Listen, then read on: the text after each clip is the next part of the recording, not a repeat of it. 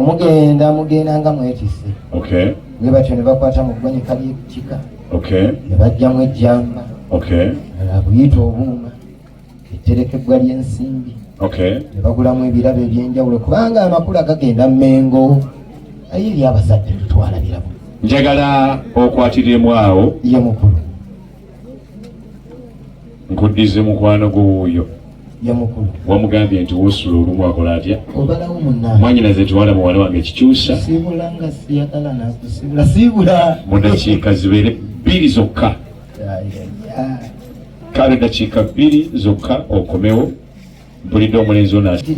Ebijja ng'oteeketeeke wano bagenda okuteeka ebirabo. Okay. Eno ebulange. Era taata bwe tutuuse ne twanjula ensonga entuga nti tugenda eri bakadde baffe. Batubuuza mugenda kukola kikofe nti tugenda kuwayira. Paka nti okuba nga ensonga eri awo nga yakuwayira ya nnono. Ssaabasajja tubadde tugenza atuwa olukusa olutukkiriza tujje mu maaso go nga tukkiriziddwa. N'agamba nti siibawe buwi lukusa lwokka naye nange neesitula nange nentuuka. Ssaabasajja taba na kifaananyi biwabeera abeera ye tuzze naye mukadde.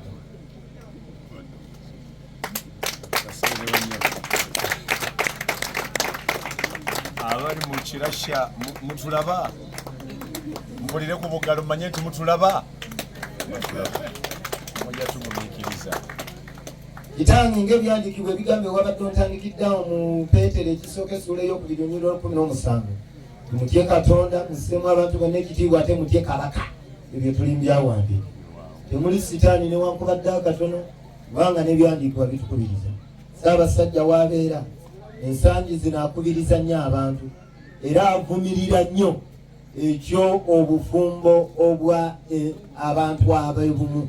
Omusajja okwasa omusajja n'omukyala okufumbirwa omukyala akivumirira.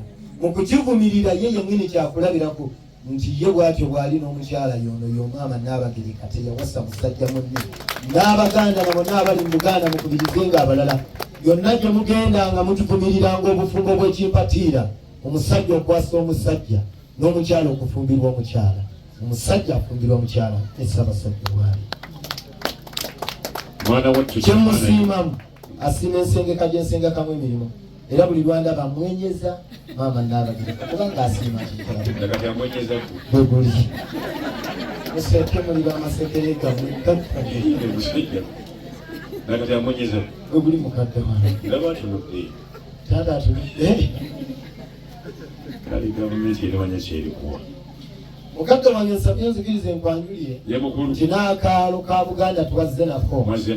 Era nga ne ensalosalo za wano mu Mawokota we tuli wezi. Mukadde wange Mawokota kwali kuno.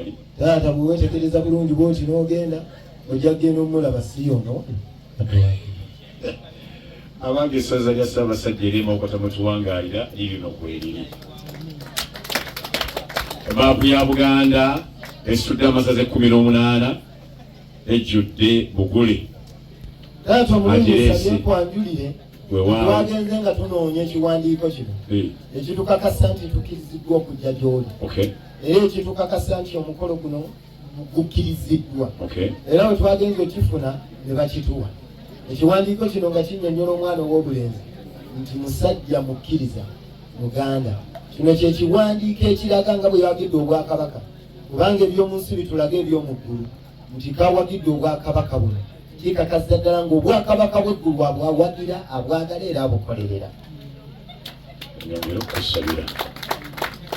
Ensawo eyimirizaawo emirimu gy'Obwakabaka buli mwaka twebaza omwami Kamya Charles mu linnya lya gavumenti ya Ssaabasajja awagidde ennaku z'omwezi za leero n'emitwalo tumukubireko mu ngalo sente nnyingi ziro zinamye kyemaani wange aliwa.